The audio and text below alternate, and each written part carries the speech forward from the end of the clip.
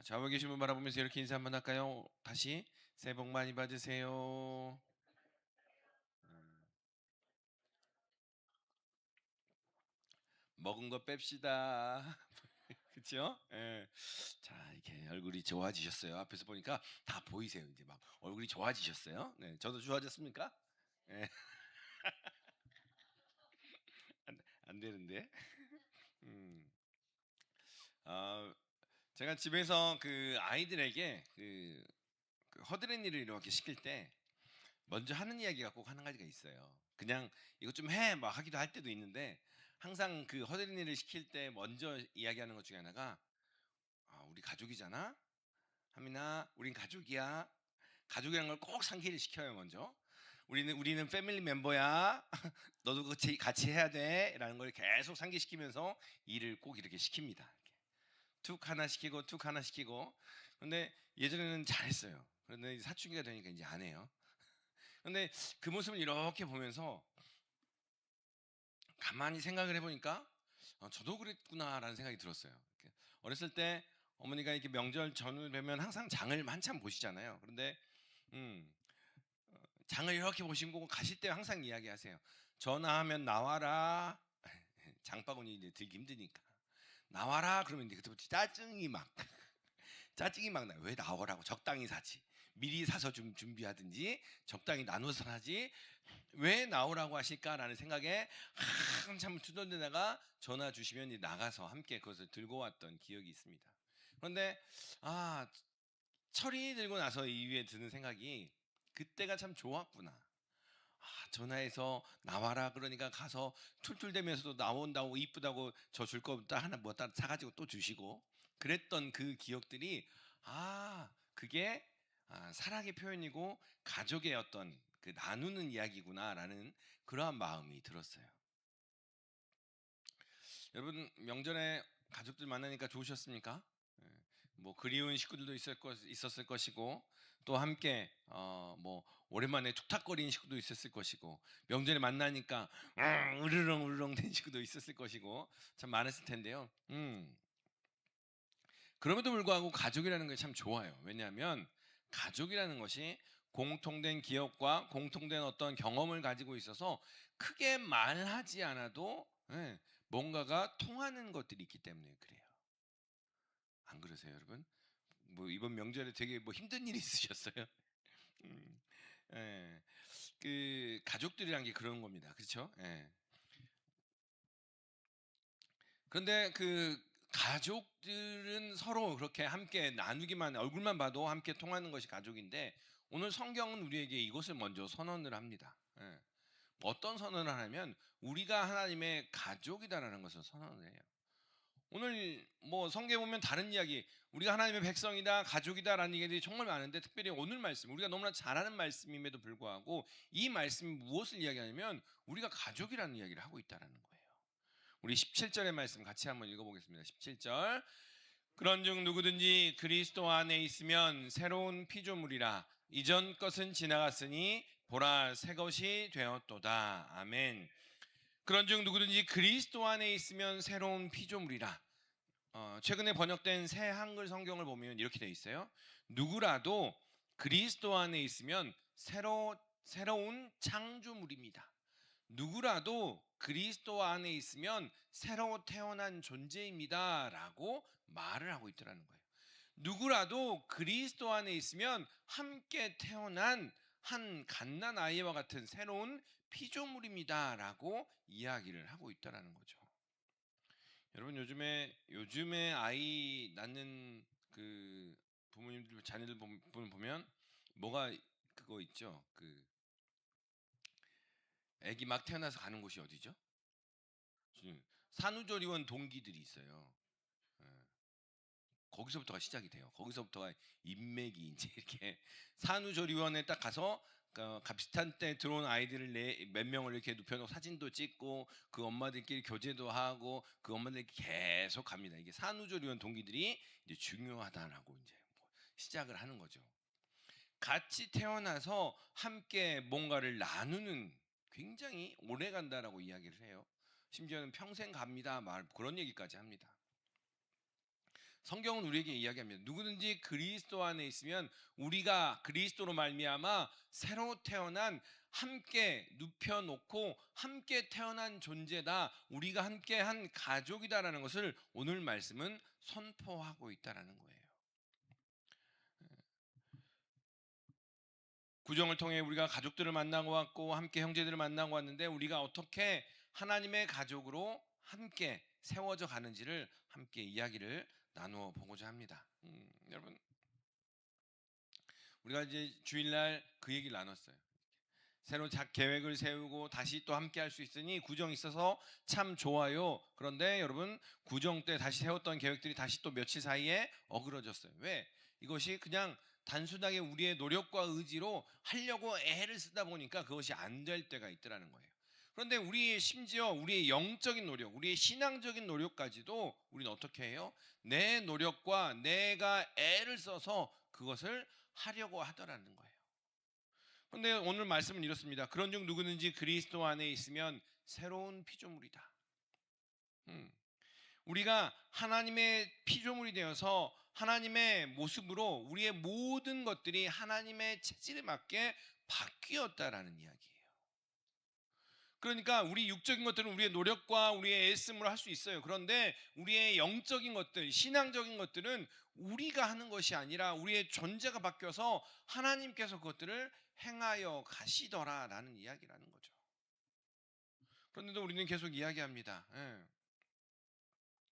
우리의 영혼의 계획들은 우리의 힘으로 되지 않음을 먼저 우리는 기억하시기를 소망합니다. 그래서 이야기합니다. 오늘 본문을 통해서 쭉 보면요. 가족이 되는 방법을 이야기를 해요. 가족이 되는 방법. 하나님과 어떻게 가족이 되며 하나님의 뜻을 어떻게 이루어가며 하나님의 계획들을 어떻게 이루어가는가.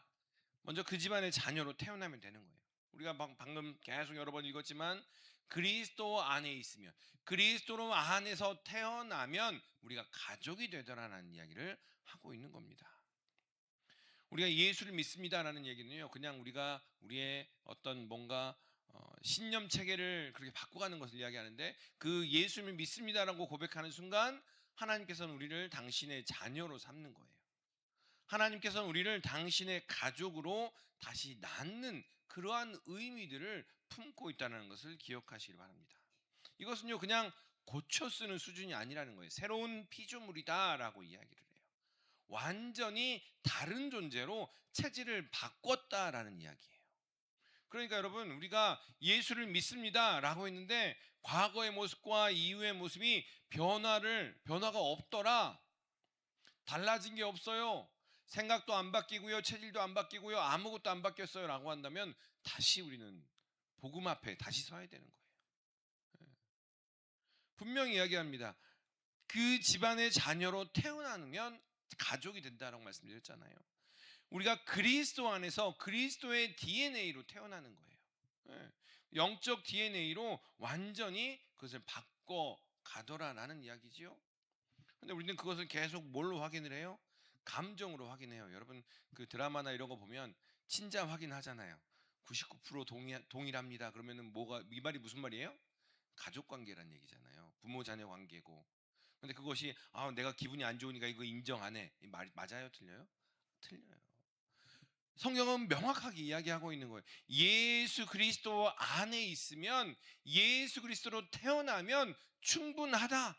예수로 말미암아 우리가 새로운 피조물이다라고 이야기를 하고 있는 거예요. 그런데 그것을 우리의 기분에 따라서 우리의 상황에 따라서 우리의 삶의 모습으로 그것을 믿을래 안 믿을래 인정할래 하지 않을래라고 계속 우리는 뒤집더라는 거예요. 다시 말하면 하나님께서는 그래 네가 예수를 믿는다고 고백을 했으니 그 예수로 말미암아 우리의 삶이 새로운 존재로 바뀌었다고 고백하였으니 너는 이제 우리 패밀리야라고 이야기를 하는 거예요. 가족이야라고 이야기하고 있는 거예요. 그런데 계속해서 우리는 다른 걸로 우리의 그 가족됨을 확인하려 하더라라는 거예요. 지난 신정 지내고 한 달 동안의 삶이 여러분 어땠습니까? 만족스러우셨어요? 뭐 성경 읽기도 한번 해봐야지. 올해는 몇 독을 읽어볼까? 필사를 어떻게 해볼까? 신앙생활을 어떻게 해볼까?라고 했지만 안 돼요. 잘 될 때도 있지만 안 될 때도 있어요. 그런데 여러분 가족은요 그런 걸로 판단되지 않는다라는 거예요.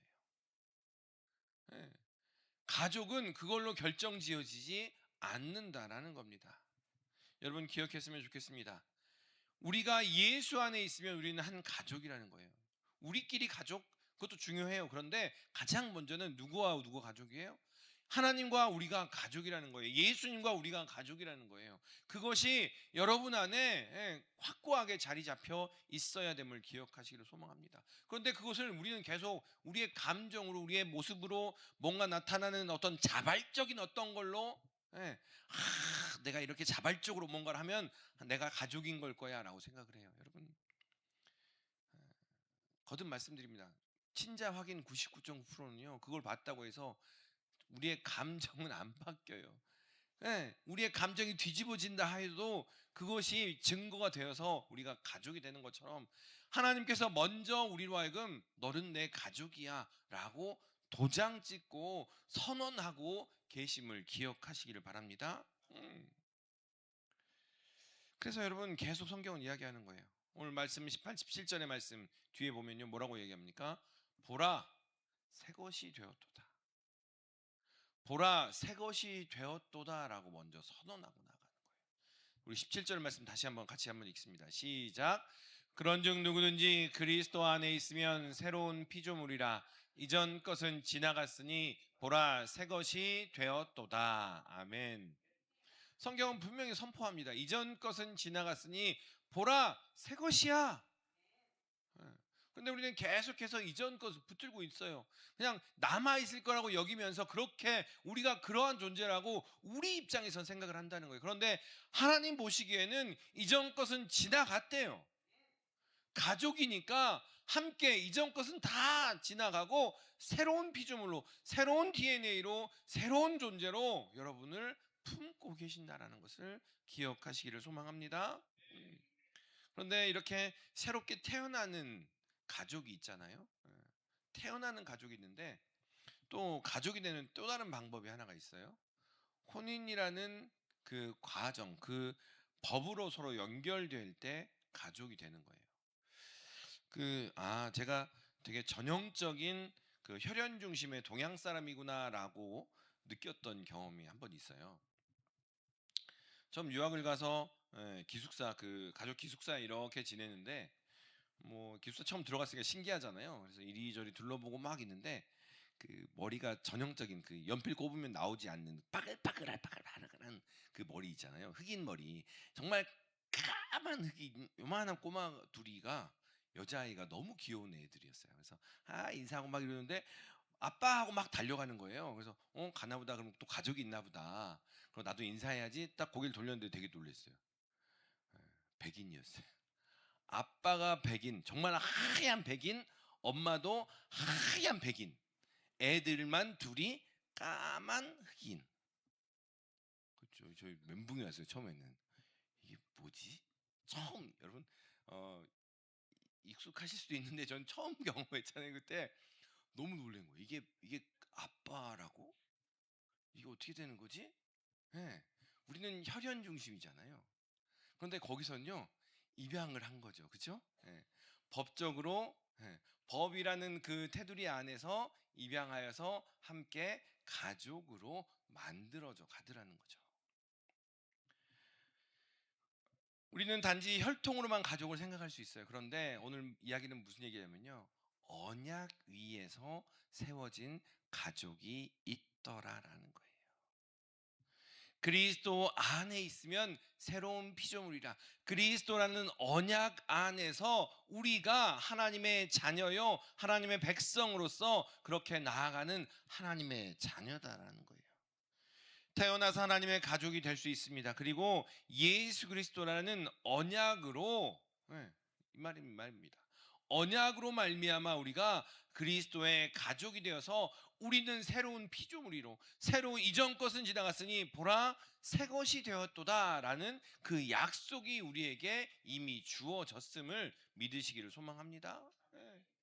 여러분 이번에 가족들 만나면서 사실은 저희 형이 보고 있으면 안 되는데 저희 형이 신학교 후배거든요. 제 후배. 한참 보이지 않는 후배. 군인 생활하다가 갑자기 주님을 만나고 열심히 하다가 삥삥 돌아서 다시 신학을 한 한참 보이지 않는 후배. 근데 갔더니 집에 갔더니 뭐예요? 신학교 서열은 어디 갔는데 온데 간데 없고 형이니까 저를 막 시키기 시작하는 거죠. 이제 어렸을 때 많이 맞고 지냈거든요. 형제들이 2살 3살 터우니 많이 툭탁거리잖아요.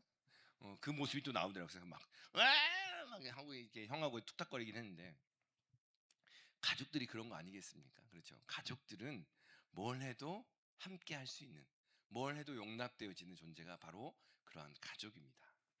물론 우리의 인생 삶 속에서는 그런 것들이 온전하게 드러나지 않을 수 있습니다. 그러나 여러분 기억했으면 좋겠어요. 하나님께서 우리를 당신의 가족 삼으셨다라는 거, 하나님께서 우리를 당신의 자녀 삼으셨다라는 것은요, 오늘 17절의 말씀처럼 이전 것은 지나갔으니 보라 새로운 존재라고, 새로운 피조물이라고 우리를 명확하게 선포하시는 그 음성이 우리 안에 있다라는 것을 기억하시기를 소망합니다. 예. 우리가 하나님께 나아가는 데 있어서 조금도 거리낄 게 없다라는 거예요. 왜냐하면 우리는 가족이니까. 하나님 보실 때는요, 온전한 모습으로 우리를 바라보시더라는 거예요. 그러니 담대하게 나아갈 수 있기를 주님의 이름으로 축원합니다. 그런데 그렇게 담대하게 나아가는 것이 어떤 것일까? 우리가 또 생각을 해보면 이렇습니다. 제가 좋아하는 그 팝송 중에 그 번역하니까 되게 이상하던데, 오래된 떡갈나무에 노란 리본을 달아주세요. Tie a yellow ribbon around the old oak tree. 이런 노래가 있어요. 그 노래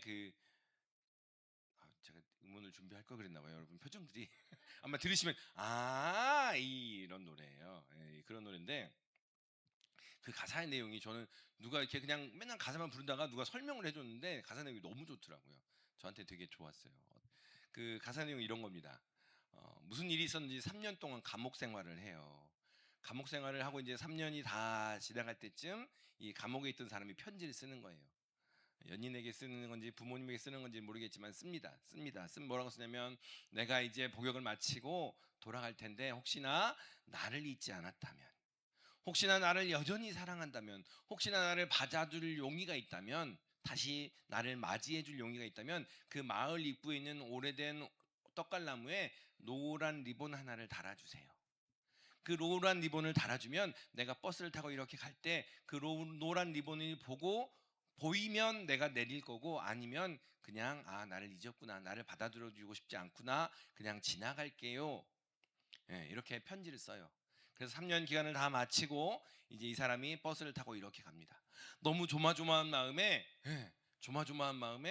차마 못 봐요. 그래서 그 버스에 있는 사람한테 저기에 그 떡갈나무에 리본이 있는 좀 봐주세요.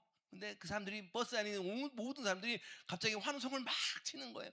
으아! 그래서 이 사람이 깜짝 놀라서 고개를 딱 들었더니 그 떡갈나무에 수백 개의 리본이, 노란색 리본이 도배가 되어 있는 거죠. 그래서 어떻게 됐을까요? 행복하게 잘 살았답니다. 뭐 이런 이런 내용의 노래예요. 하나님께서 우리를 먼저 자녀 삼으셨다는 거예요. 아멘. 여러분, 우리는 계속 우리 그렇게 생각을 해요. 우리가 이렇게 고백을 해서 하나님의 가족이 됐어요. 우리가 애를 써서 하나님의 가족이 됐어요. 아니요. 하나님께서는 먼저 우리를 택하셔서 당신의 자녀 삼으셔서 여러분 한 사람 한 사람을 리본처럼 이렇게 모아 놓으셨다라는 거예요. 내가 이렇게 너희를 사랑하는지, 내가 이렇게 너희를 위하는지를 함께, 이것이 증거야 라고 여러분 한 사람 한 사람을 그 떡갈나무에 달아놓은 리본처럼 그 당신의 이야기를 써 내려가고 있다라는 겁니다. 가족 관계에 있어서 중요한 건 뭐예요? 화목한 거예요. 그렇죠? 뭔가가 대화가 되고요. 여러분 가족 관계에서는 툭탁거려도 왼수는 안 돼요. 그렇죠? 물론 왼수가 되신 분도 있으시고 왼수가 될 것 같은 그런 경계에 있는 분도 계시겠지만, 가족은요 언제든 함께, 그것들을 함께 나아갈 수 있는 거잖아요. 오늘 18절의 말씀은 새로운 것들을 이야기를 합니다. 18절의 말씀은 그 가족으로서 하나님과의 관계 안에서 우리가 어떠한 관계로 나아가는지를 이야기합니다. 18절의 말씀 같이 한번 읽어봅니다. 시작. 모든 것이 하나님께로서 났으며 그가 그리스도로 말미암아 우리를 자기와 화목하게 하시고 또 우리에게 화목하게 하는 직분을 주셨으니. 아멘. 여러분 먼저 기억했으면 좋겠습니다. 우리가 하나님께 빌고 빌어서 그 화해를 얻어내는 것이 아니라는 거예요. 여러분 여기가 하나님과의 관계가 먼저 시작이에요. 하나님과의 관계에서 우리가 하나님께서 우리를 먼저 선택하셔서 우리에게 먼저 손을 내미셔서 우리에게 조금이라도 화목할 수 있는 그러한 마음이 열려지는 것, 이것이 시작이더라는 거죠. 하나님 아버지가 먼저 우리에게 손을 내미셨다는 거예요. 아들 예수 그리스도를 보내셔서 막힌 담을 하시고 우리에게 먼저 그 길을 열어주신 그것을 먼저 받아들이고 나아갈 때 먼저 그 화목해야 하는 직분이 우리에게 주어진다라는 사실을 기억하시기를 소망합니다. 여러분 자녀들 속을 그렇게 썩여도 마라탕 시켜줘 그러면 시켜줘요. 그죠?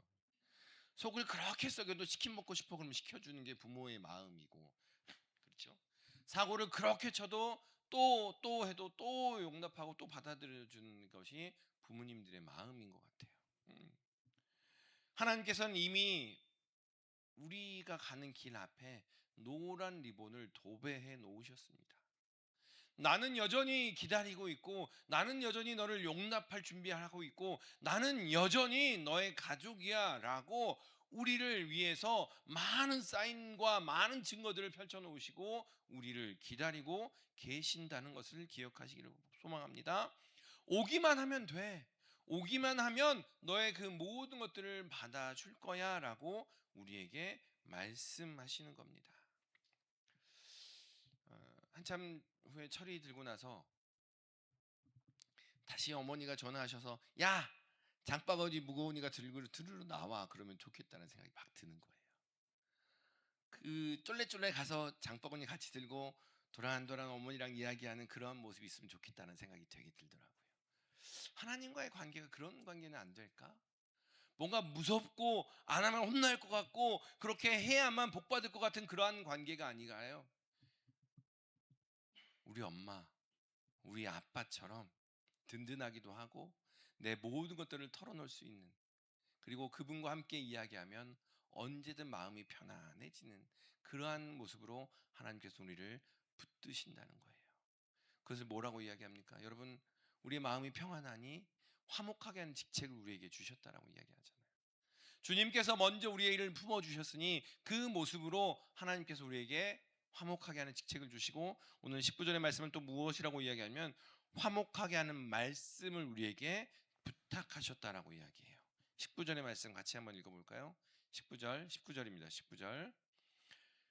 곧 하나님께서 그리스도 안에 계시사 세상을 자기와 화목하게 하시며 그들의 죄를 그들에게 돌리지 아니하시고 화목하게 하는 말씀을 우리에게 부탁하셨느니라. 아멘.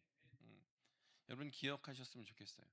여러분 한 사람 한 사람은 예수 그리스도로 말미암아 화목하게 하는 직분을 받으셨고요. 여러분 한 사람 한 사람은 예수 그리스도로 말미암아 화목하게 하는 말씀을 받았다라는 거예요. 근데 여러분 이걸 먼저 누구 화목 그러면 꼭 옆에 사람을 쳐다봐요. 누구와 화목?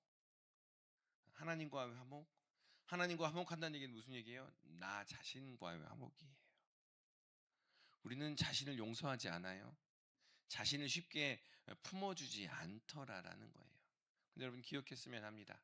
여러분 한 사람 한 사람은요 예수님께서 당신의 피로 사신 귀한 존재라는 거예요. 여러분이 행한 결정들, 여러분이 하는 그 삶의 이야기들 자체를 예수님께서는 다 품어주시며 그 결정 안에서 하나님께서 역사하시는 그 은혜들을 발견하기를 원하고 계신다는 그 사실을 기억하시기를 바랍니다. 먼저는 기억했으면 좋겠습니다. 나 자신과 화목합시다. 나를 용납하고, 그래요. 때로는 아니요. 자신에게는 엄격해야 살 수 있어요. 이 세상을 어떻게 살아가는데요? 내가 얼마나 엄격해, 자스로에게 엄격해야 이 세상을 이겨낼 수 있는 건데 너무 그렇게 물렁물렁한 얘기 하지 마세요. 아니요. 그런데요. 주님께서 먼저 우리에게 말씀하세요. 자신을 품어주고 자신을 용납하고 그것으로 말미암아 그렇게 그 과정들을 지나야만이 나와 함께한 사람들을 용납하고 품어줄 수 있다라고 이야기를 합니다. 여러분 기억했으면 합니다. 온 마을을 덮고 있는 그 노란 리본을 한번 생각해 봤으면 좋겠어요. 그 노란 리본을 바라보고 버스에서 내리는 그 사람의 모습. 예. 그 노란 리본을 바라보고 들어갈 때 그 사람의 과거의 3년은 다 잊어버리는 거예요. 새로운 존재로 그 사람 안에서, 그 마을 안에서 용납되고 받아들여지더라는 거죠. 우리 공동체가, 우리 금폭교회가 그런 공동체가 되었으면 합니다. 그래요. 연약하고요. 여전히 부족한 것들 튀어나고요. 툭툭 튀어나온 것들이 우리의 모습이에요. 그런데 함께 그것들을 녹여주고 함께 그것들을 품어줌으로 말미암아 우리 교회 자체가 하나님의 나라라는 그러한 그 선포가 우리 안에 있기를 주님의 이름으로 축원합니다. 먼저는 기억했으면 합니다. 하나님께서 우리를 자녀 삼으시고 나 자신과 먼저 화목하게 되기를 원하고 계신다는 것. 나를 용납하고 나를 사랑하며 나를 귀히 여기는 우리 모든 믿음의 식구들 되시기를 주님의 이름으로 축원합니다. 기도하겠습니다.